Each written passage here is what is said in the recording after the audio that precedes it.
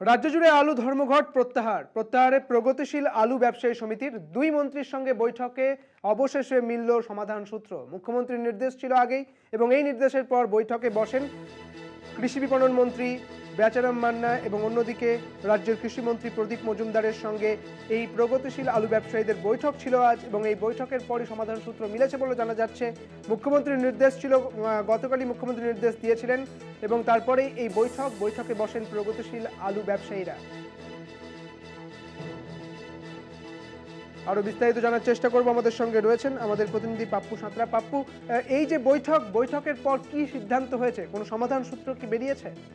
একেবারে দেখো, যে বৈঠক এক ঘন্টার অধিক বৈঠক ঘটে হয় মন্ত্রীর সাথে।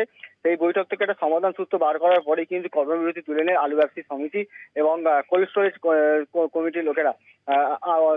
প্রগতিশীল আলু ব্যবসায়ী সমিতি থেকে তাদের থেকে জানানো হয়েছে আজকে রাত্রির থেকেই যে আলু কোল্ড স্টোর থেকে বার করা হবে এবং গুলোকে বাজারের উদ্দেশ্যে রওনা করার চেষ্টা করা হবে এবং পুরোপুরিভাবে কাল সকাল থেকে কিন্তু পর্যাপ্ত পরিমাণে বাজারে আলু পাঠানো হবে এবং যে আলুর যে দামের বৃদ্ধি যেটা হয়েছে সেটাকেও নিয়ন্ত্রণ করার চেষ্টা করা হবে খুব তাড়াতাড়ি।